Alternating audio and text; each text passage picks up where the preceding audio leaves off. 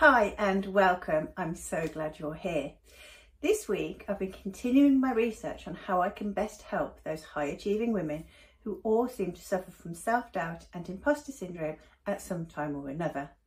I'm putting myself in that bracket, by the way, and it seems that none of us can avoid it completely. If we're meeting for the first time, I'm Churchill and I'm on a mission to help high achieving women overcome self-doubt, find their self-confidence and take their career to the next level, whatever that looks like. It seems that the pattern is none of us are bulletproof to that self-doubt. We can always creep in at some time or another. But over the years, I've found tips, tricks and strategies that I can bring out when that self-doubt kicks in. And now I want to show you how to do the same. I release a new video every week, so if you don't want to miss out, hit the subscribe button down below and you'll get a notification every time there's a new one. Here's what I know about some of the behaviours that successful women demonstrate, and they'll be demonstrating them even if they've got some internal wobbling going on, because we all have it, but they need to demonstrate those behaviours in order to look and feel confident and come across that way. I'm telling you about these because you can model these behaviours for yourself. I call it modelling excellence, which basically means act like somebody who you aspire to be like until you become that person yourself. In other words, fake it till you make it. So here are some of those behaviours I'm talking about. Successful women approve of their own opinion and approve of their own behaviour. They believe in themselves. They have a sense of influence over their own destiny. They're comfortable with owning their own power. They often step out of their comfort zones. They put their hand up for things, and they're happy to challenge those societal norms. Now I'm going to talk about each one of those in turn and get a bit more detail around them. So first of all, they approve of their own opinions and behaviours. They do this without second guessing. In other words, they don't doubt themselves. They don't worry what other people are thinking. They just do. Here is a really important takeaway for you. Somebody else's opinion only matters if you think it does. So if you don't value the opinion of the person that is giving it to you, don't carry it with you. Put your blinkers on, stay in your own lane and just go in your own direction. Successful women believe in themselves. In other words, they know their own value and they know that they've got this far on merit and not on luck. Thinking in this way actually gives you more self-confidence, which in turn gives you more authority over the room that you're in. People perceive you to be more self-confident, and so things go your way even better. Successful women have a sense of influence over their own destiny. In other words, they know they've got to go out there and do it for themselves. This way of behaving is twofold.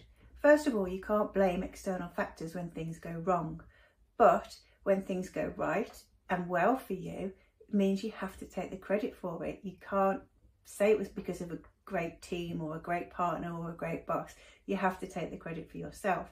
And that's something that traditionally women are very bad at. Successful women are comfortable with their own power. They can be authentic and still in control. Power isn't about shouting and thumping the table and being as loud as you possibly can be. Certainly female power isn't.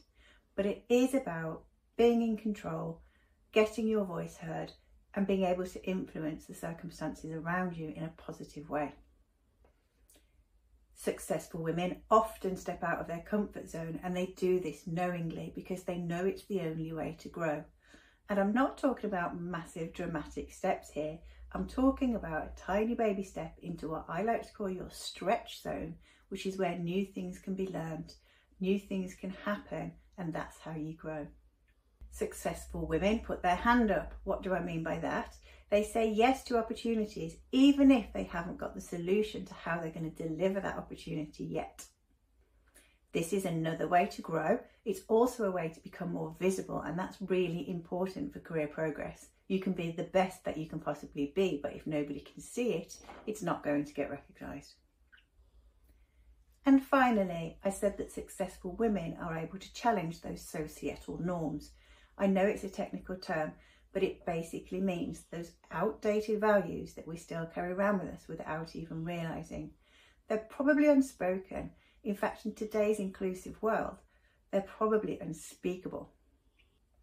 But they do exist, and they are so deeply ingrained in our subconscious, we don't even realise that they're there. These societal norms can actually influence how we think another person ought to be as well. So for example, in my family, women are traditionally teachers until they become mothers. So I was expected to be a teacher and then become a mother. I'm neither of those things actually, and certainly the teaching aspect of that was through choice. I did for many, many years have to challenge the thinking of all of my family that I should and would at some point go into teaching, because that's what women do. So there's a little bit about some of the behaviours that successful women do demonstrate. But of course, traditionally, we know that most women don't feel comfortable demonstrating these behaviours. They don't like being labelled as powerful or influential, and so they'll shrug off that power, shrug off that label, give their power away, or even go the other way and become more sarcastic and outspoken and a more dynamic version of the true selves. By doing that, they're probably trying to demonstrate a fake power because they actually feel quite insecure inside.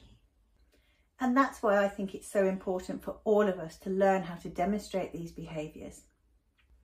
It's important for you to overcome that self-doubt and demonstrate these behaviours for yourself. It helps you to look, feel and act differently, and you'll get different outcomes because of that. To help you get started, I've created a free download called 7 in-the-moment ways to banish self-doubt. Whether you've got a meeting, an interview or a presentation coming up, or you just need to slay the everyday, this gives you some really quick tips just to overcome the self-doubt in that very moment and look and appear much calmer, much stronger, much more in control. There's a link to that free download right below wherever you're watching this video, so please go ahead, click that link, download it straight away. As ever, I would appreciate your feedback. It helps me to bring the content that you're looking for. It also helps other people to find my stuff, so it's always much appreciated. Please do leave a comment or a question with a thumbs up down below, and I will get back to you. And in the meantime, you have a fantastic week.